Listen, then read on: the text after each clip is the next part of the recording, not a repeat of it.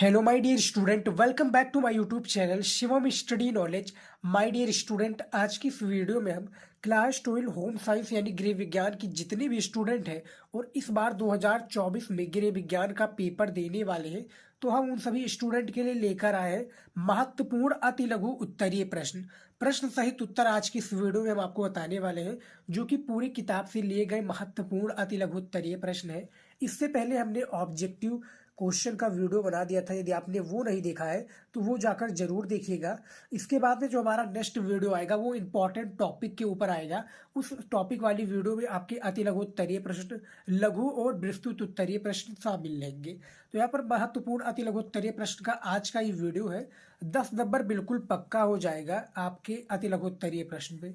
ये पार्ट 1 का वीडियो है। इसके बाद में हमारा पार्ट 2 का वीडियो आएगा, जिसमें हमने महत्वपूर्ण अति लघु उत्तरीय प्रश्न को कवर करेंगे।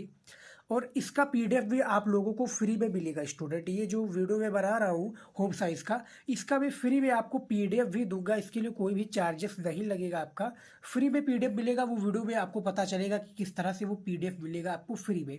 2024 में यही प्रश्न आएगा जो अब आपको बताने वाले हैं, तो वीडियो को लास्ट तक आज देखिएगा। यहाँ पर स्टूडेंट देखिए, पहला प्रश्न क्या पूछा गया है।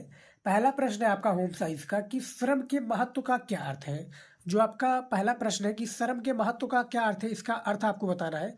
तो यहाँ पर देखिए इसका अर्थ क्या है, ये देखिए इसका आंसर कि श्रम के महत्व से आशय, जो आपका श्रम है इसके महत्व है, इसका आशय क्या है। ये देखिए महत्व से आशय यह है कि कोई व्यक्ति भले ही कोई भी कार्य करता हो तो क्या है, भले ही कोई भी कार्य वो करता हो तो उस अपने द्वारा किए गए कार्यों पर गर्व की अनुभूति होती है।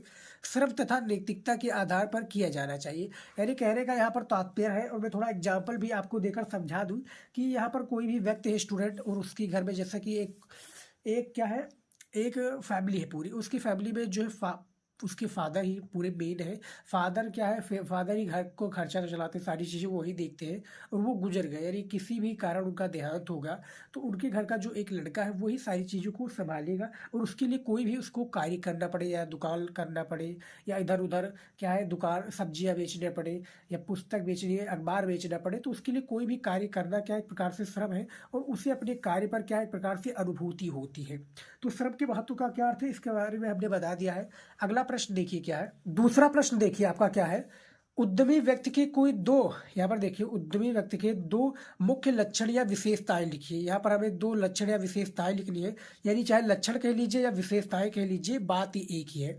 तो सबसे पहला जो है आपका, उद्यमी व्यक्ति कठोर परिश्रम करने के लिए क्या है, तत्पर रहता है।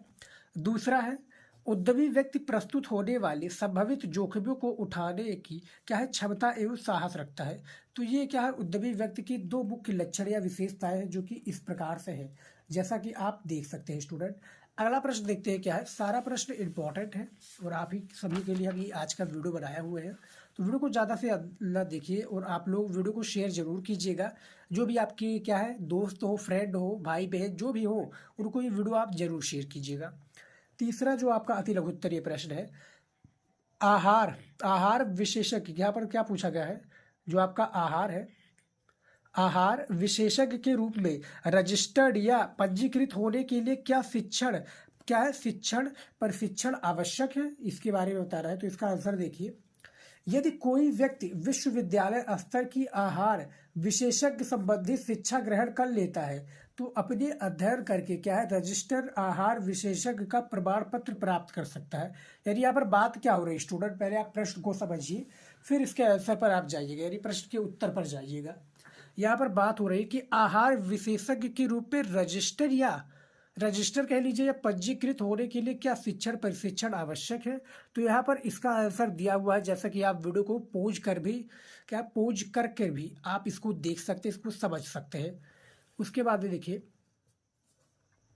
4 नंबर प्रश्न क्या पूछा गया है, आहार चिकित्सा के दो मुख्य उद्देश्य बताइए। जो आपका आहार चिकित्सा है इसके कोई हमें दो मुख्य उद्देश्य बताना है। तो इसका देखिए एक एक नंबर का प्रश्न है स्टूडेंट, लेकिन इसका आंसर हमें ज़्यादा से ज़्यादा देना पड़ेगा। अब मैं आपको स्टूडेंट और भी सारी चीज़ें रेकमेंड करता हूँ कि आपको ज़्यादा से ज़्यादा ऑब्जेक्टिव को भी हल करना है, क्योंकि आपकी कॉपी की शुरुआत वहीं से होती है। और आपके गृह विज्ञान में 20 नंबर का तो ऑब्जेक्टिव ही पूछ लिया जाता है, जिससे आप लोगों को काफ़ी आसानी होती है उसको हल कर दे मेरे। तो ज़्यादा से ज़्यादा अपने क्वेश्चन बैंक और बुक से जो ऑब्जेक्टिव क्वेश्चन है उसको आप हल कीजिए। फिलहाल हम प्रश्न की ओर बढ़ते हैं कि आहार चिकित्सा के क्या है, हमें दो मुख्य उद्देश्य बता रहा है। तो आहार चिकित्सा के मुख्य उद्देश्य निम्नलिखित है, यानी कुछ इस प्रकार से है। जैसा कि पहला है, पहला क्या है, आहार में वे सभी परिवर्तन करना जो रोगी व्यक्ति की स्थिति को नियंत्रित रखने तथा सुधारने के लिए आवश्यक हो। दूसरा है, आहार चिकित्सा का निर्धारित किया गया एक उद्देश्य या पोषणहीनता अर्थात पोषण संबंधी कमी की स्थिति में आहार उपचार को सुचारू बनाता है। यहाँ पर जो आहार चिकित्सा है इसके दो मुख्य उद्देश्य हमने बता दिया है। जैसा कि आप देख सकते हैं इसके उद्देश्य के बारे में कि आहार चिकित्सा का दो मुख्य उद्देश्य क्या है, और इसके उद्देश्य के बारे में आप वीडियो को रोककर भी पढ़ सकते हैं। अगला देखिए, पांचवा प्रश्न क्या है, समुदाय से क्या आशय है। समुदाय जो है इसका आशय क्या है। समुदाय का आशय देखिए कि व्यक्तियों को एक ऐसा विशिष्ट समूह, यानी समुदाय के बारे में आप लोगों ने भी पढ़ा होगा, ये शिक्षा शास्त्र में काफ़ी पूछा जाता है समुदाय के बारे में। शिक्षा शास्त्र में यानी जो होम साइंस सब्जेक्ट है इसमें क्या है 30% तो शिक्षा शास्त्र का ही सारी चीज़ें प्रश्न भी दिया हुआ है, चाहे ऑब्जेक्टिव हो या अति लघु उत्तरीय प्रश्न हो, सारे का आपका 30% मिनिमम क्या है स्टूडेंट, 30% आपके शिक्षा शास्त्र में दिया हुआ है। तो समुदाय का क्या अर्थ है, यदि समुदाय का अर्थ बताइए, आशय बताइए या परिभाषा बताइए, वो तीनों एक ही प्रश्न घुमा कर पूछा जा सकता है। तो उसके लिए इसका जो आंसर है वो यही है। व्यक्तियों को एक ऐसा विशिष्ट समूह समुदाय कहलाता है जिसमें कुछ सामान्य विशेषताएं पाई जाती है। इस प्रकार की मुख्य विशेषताएं क्या है, विशेषताएं है सामान्य भाषा, सामान्य सरकार अर्थात राष्ट्र, राज्य या शहर, अथवा एक सामान्य स्वास्थ्य समस्याएं क्या है, ये समुदाय का एक प्रकार से अर्थ है। यहाँ पर आप वीडियो को रोक कर भी देख सकते हैं स्टूडेंट। अगले प्रश्न की ओर बढ़ते हैं। अगला प्रश्न है हमारा 6 नंबर, बच्चों में प्रोटीन ऊर्जा कुपोषण के कारण उत्पन्न या रोग बताइए। यानी कोई बच्चा है उसमें जो प्रोटीन या ऊर्जा कुपोषण के कारण उत्पन्न जो रोग होते हैं, यानी बीमारी जो होती है, उनके बारे में हमें बताना है। तो यहाँ पर देखिए, बच्चों के आहार में यदि प्रोटीन की कमी होती है तो क्या है, वे क्या वह श्योरकर नामक रोग के शिकार हो जाते हैं। इससे भिन्न यदि बच्चों के आहार में क्या है, प्रोटीन के साथ साथ कैलोरी या ऊर्जा की कमी होती है तो क्या है, बेरेशबस नामक अभाव जनित रोग के शिकार हो जाते हैं। यानी जो बच्चे होते हैं, प्रोटीन के जो ऊर्जा जो कुपोषण के कारण उत्पन्न रोग ये कारण है। यहाँ पर देख सकते हैं हमने हाईलाइट भी किया हुआ है, ऐसा ही आपको बोर्ड एग्जाम में भी लिखना है।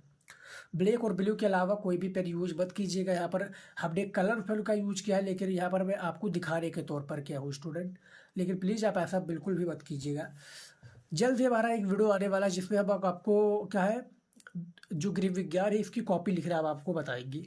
7वां प्रश्न देखिए क्या है, संसाधित खादों की भिन्न भिन्न वर्ग कौन से हैं। जो आपका संसाधित खाद है इसको भिन्न भिन्न वर्ग कौन कौन से है इसके बारे में हमें बताना है। तो इसके भिन्न भिन्न वर्गों के बारे में भी आप पढ़िए। संसाधित खाद्य पदार्थों के निर्धारित वर्ग क्या है, सबसे पहला है आपका न्यूनतम संसाधित खाद्य, दूसरा आपका संरक्षित खाद्य, तीसरा आपका विनिर्मित खाद्य, चौथा है खाद्य व्युत्पन्न, पांचवा है कार्य मूलक, 6 है आपका चिकित्सीय खाद्य, और 7वां है संश्लेषित खाद्य। तो जो खाद्य के भिन्न भिन्न वर्ग है वो कुछ इस प्रकार से है। यही क्वेश्चन आपका लघु या दीर्घ में पूछा जाता है, तो इसके बारे में आपको थोड़ा थोड़ा यानी क्या है, जैसे कि न्यूनतम संसाधित खाद्य किसे कहते हैं, संरक्षित खाद्य क्या होता है, विनिर्मित खाद्य क्या होता है, या संश्लेषित खाद्य क्या होता है, इसके बारे में आपको आगे जानकारी इसकी देनी होती। तो 7वां जो प्रश्न है इसको भी हमने बता दिया है, यहाँ पर देख सकते हैं। अगले प्रश्न की ओर बढ़ते हैं। 8वां प्रश्न क्या पूछा गया है, यहाँ पर देखिए 8वां प्रश्न है कि आहार, यहाँ पर देखिए आहार संरक्षण से समाज में सुख समृद्धि वृद्धि हुई है कैसे। जो आहार आपका संरक्षण है इसमें समाज में सुख समृद्धि में वृद्धि कैसे हुई है इसके बारे में आपको बताना है कि भैया किस प्रकार से वृद्धि हुई है। तो इसका आंसर देखिए, आधुनिक युग भौतिकवादी युग है। जो आपका आधुनिक युग है ये भौतिकवादी युग है। व्यक्ति अधिक से अधिक धन अर्जित करने का प्रयास करता है। जो एक व्यक्ति है वो अधिक से अधिक क्या है भैया, धन अर्जित करने का वो प्रयास करता है। और उसका प्रयास क्या है, काफ़ी काफ़ी बार सफल भी होता है, काफ़ी असफल भी होते हैं।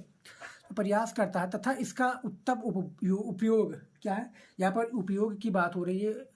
ये यह है, देखिए, उपयोग भी करना चाहता है। धनी व्यक्ति बिना मौसम के ही देश विदेश के महंगे से महंगे आहार ग्रहण करता है। यानी यहाँ पर बात क्या हो रही है, पहला प्रश्न का सार समझिए, प्रश्न का उत्तर का सार है कि आहार संरक्षण से समाज में सुख समृद्धि वृद्धि कैसे हुई है, वो इस प्रश्न के उत्तर में बताया गया है। यहाँ पर आप देख सकते हैं। अगला प्रश्न देखते हैं क्या है। ज़्यादा जानकारी के लिए स्टूडेंट प्लीज़ आप वीडियो को रोक कर भी देख सकते हैं। आपके लिए समझना इंपॉर्टेंट है, मैं हर एक वीडियो में यही बताता हूँ। काफ़ी स्टूडेंट हमारी इस क्या है बोली से इरिटेट भी हो जाते होंगे, लेकिन क्या करें, आदत है और आदत को निकाला नहीं, लेकिन सुधारा जा सकता है। 2.5 नंबर देखिए क्या है। अंतर्राष्ट्रीय मानक किसके द्वारा प्रकाशित किया जाता है। जो आपका अंतर्राष्ट्रीय मानक है ये किसके द्वारा प्रकाशित किया जा सकता है, इसके बारे में बताइए, इसका आंसर दीजिए। तो अंतर्राष्ट्रीय मानकीकरण संगठन, जिसका ISO ब्रैकेट में इसका फुल फॉर्म भी पूछा जा सकता है ऑब्जेक्टिव क्वेश्चन में, याद रखेगा। तो ISO तथा कोडेक्स एलिमेंटेरियस कमीशन CSC द्वारा प्रकाशित किया गया है या प्रकाशित किया जाता है। तो ये आपका अंतर्राष्ट्रीय मानक किसके द्वारा प्रकाशित किया गया है, ये आपके 9 नंबर प्रश्न में बताया गया है स्टूडेंट। और स्टूडेंट हमारा एक होम साइंस के जितने भी बच्चियां हैं होम साइंस में, उनकी हमारा एक जल्द ही वीडियो आने वाला है जिसमें हम क्लास 12 होम साइंस का क्या है एक प्रकार से टॉपिक वीडियो बनाएंगे, जिसमें पूरे आपके पूरे आल एक चैप्टर से, पूरी बुक से एक प्रकार से आल एक चैप्टर के इंपॉर्टेंट टॉपिक हम आपको बताएंगे, जिसमें को आप तैयार कर लेते हैं तो आपको क्या है 95% लाने से कोई भी नहीं रोक सकता। फिलहाल हमें जो है गृह विज्ञान में थोड़ी देरी हो गई है, तो देरी हो गई है, लेकिन इसके लिए मैं तैयारी कराऊंगा आपको। और आप भी अपने घर पर जो है क्वेश्चन बैंक से ज़्यादा ऑब्जेक्टिव क्वेश्चन और अति लघु उत्तरीय प्रश्नों को तैयार कीजिए। अगला देखिए 10 नंबर प्रश्न क्या है। भोजन को पौष्टिक तथा सुरक्षित होना क्यों आवश्यक है, इसके बारे में बताइए कि भैया भोजन का पौष्टिक तथा सुरक्षित होना ये इसीलिए आवश्यक है। तो इसका आंसर देखिए, किसी भी देश की जनसंख्या की स्वास्थ्य, पोषण, स्थिति और उत्पादकता का प्रमुख निर्धारक भोजन ही होता है। इसीलिए ये अति आवश्यक है कि जो क्या है भोजन हम ग्रहण करते हैं वो पौष्टिक होने के साथ साथ क्या है सुरक्षित भी हो। तो भैया देखिए बहुत ही साधा है, बहुत ही इम्पॉर्टेंट है, बहुत ही क्या है आप प्रकार से एक क्या है, ये आप सभी के भी लिए भी पूछा गया कि भोजन का पौष्टिक तथा सुरक्षित होना क्यों आवश्यक है, वो इस क्वेश्चन के आंसर में बताया गया है। ये 10 नंबर प्रश्न है, इसको भी आप समझ सकते हैं। ये एक प्रकार से एक जो है गृह विज्ञान है वो सभी को पता होगा, खाना बनाने, रोगों के बारे में जानने और शिक्षा शास्त्र के भी कुछ पार्ट इसमें बांटे गए हैं। तो बहुत ही आसान होता है, 70 में आपको नंबर लाने से कोई भी नहीं रुक सकता, 70 में 70 लाना, जो होम साइंस की बच्चियां हैं। 11 नंबर प्रश्न देखिए क्या है। मांटेशरी क्या है, मांटेशरी स्कूलों की प्रारंभिक बाल्यावस्था शिक्षा के सिद्धांतों की रूपरेखा किसने बनाई थी, इसके बारे में बताइए। तो यहाँ पर देखिए मांटेशरी स्कूलों की प्रारंभिक बाल्यावस्था शिक्षा के सिद्धांतों की जो रूपरेखा है ये विख्यात शिक्षाविद मारिया मांटेशरी ने बनाई थी। यहाँ पर देखिए थोड़ा इनका एक पीछे वाला नाम नहीं लिया गया है और इनका आगे वाला नाम नहीं बताया है, बस हमें यही नाम बता दे रहा है, जिसके लिए हमें क्या है एग्जामिनर 1 नंबर दे देगा, क्योंकि होम साइंस में इतना ही मिलता है। बाकी जो अदर सब्जेक्ट है उसमें आपका क्या प्रैक्टिकली नहीं होता है, होम साइंस में आपका प्रैक्टिकली हो जाता है, इसीलिए क्या है बहुत कम नंबर दिए गया है। और 20 नंबर तो आपका ऑब्जेक्टिव से निकल जाता है, बाकी जो बचते हैं 50 नंबर वो आपके अति लघु उत्तरीय, फिर लघु और विस्तृत में निकल जाते हैं। तो बहुत ही कम आपके समय बचते हैं, इस पे एक प्रकार से नंबर बहुत कम मिलता है। नंबर क्या है 70 नंबर का तो पूरा पूरा अंक रहेगा, लेकिन जो आपका अति लघु उत्तरीय प्रश्न हो गया इसमें आपको 1 नंबर दिया जाएगा, लघु में आपका 2 हो गया, फिर विस्तृत में आपका जो हो गया 4 नंबर हो गया, इसी प्रकार से नंबर आपको दिया जाएगा। तो 11 नंबर भी प्रश्न हमारा हो गया है। अगला प्रश्न देखिए क्या है। 12 नंबर प्रश्न देखिए क्या है। प्रारंभिक बाल्यावस्था देखभाल और शिक्षा के कार्य क्षेत्र का सामान्य परिचय दीजिए। तो प्रारंभिक बाल्यावस्था देखभाल और शिक्षा का कार्य क्षेत्र बहुत व्यापक है। इस क्षेत्र में प्रशिक्षित व्यक्ति देखभालकर्ता के रूप में अथवा छोटे बच्चों, यहाँ पर देखिए बच्चों है, छोटे बच्चों के कार्यक्रमों के लिए कार्य करने वाले सदस्यों के रूप में कार्य कर सकते हैं। ये क्या है, बच्चों के कार्यक्रमों के लिए कार्य करने वाले जो सदस्य हैं इनके रूप में रूप में कार्य कर सकते हैं। तो ये जो 12वां नंबर प्रश्न था इसका राइट आंसर ये है। अगला प्रश्न देखिए क्या है, 13 नंबर। देखिए बाल अपराधी किन्हें कहते हैं, 13 नंबर आपका प्रश्न है। ये आपका होम साइंस पे पार्ट 1 का वीडियो यानी सेक्शन 1 प्रकार से भी आप समझ सकते हैं। आपके होम साइंस में शायद 14 चैप्टर है 2002 के सिलेबस के हिसाब से देखा जाए तो 14 चैप्टर है। तो 7 चैप्टर के आप कीजिए, अति लघु उत्तरीय प्रश्न है, हर एक चैप्टर के 2 क्वेश्चन। तो बाल अपराधी किन्हें कहते हैं इनके बारे में आपको बताना है। तो यहाँ पर देखिए, छोटी आयु के वह बालक बालिका बाल अपराधी कहलाते हैं जो किसी कानून का उल्लंघन करते हैं तथा पुलिस द्वारा गिरफ्तार कर लिए जाते हैं। तो ये बाल अपराधी कहलाते हैं भैया। 14 नंबर क्वेश्चन देखिए क्या है, युवाओं में विशेष रूप में पाए जाने वाली संवेदनशील समूह बताइए। जो युवाओं यानी आजकल के जो युवाएं हैं हमारे युवाओं, उनकी विशेष रूप से पाए जाने वाले जो संवेदनशील समूह है इनके बारे में हमें बता रहे हैं स्टूडेंट। तो वीडियो को आप स्टूडेंट लाइक तो लाइक कर दीजिए, क्योंकि होम साइंस की जो तैयारी आपसे बहुत ही तगड़ी से चलेगी, क्योंकि बहुत कम समय बचा है, 2 ही महीने बचा है। इसी में हमें अच्छे से तैयारी करनी पड़ेगी, तभी जाकर हम सफल होंगे।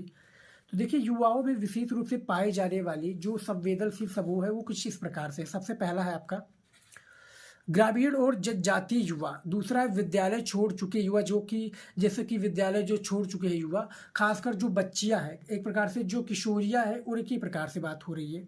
तो विद्यालय छोड़ चुके युवा। तीसरा है दिव्यांगता वाली युवा, जो कि भैया पैर से लगड़े, देख नहीं पाते, सुन नहीं पाते, तो दिव्यांगता वाले युवा। और चौथा है विशेष कठिन परिस्थितियों वाले युवा, जैसे कि घर में कोई कमाने वाला नहीं है, वहाँ पर फैमिली क्या है परेशान है, तो वो हो गए। जैसे कि अनाथ तथा अवैध धंधों की शिकार युवा, ये आपका विशेष कठिन परिस्थितियां के रूप में आ जाती है। तो यहाँ पर आप देख सकते हैं स्टूडेंट, 14 जो प्रश्न था आपका, 14 प्रश्नों का आपने आंसर दे दिया है।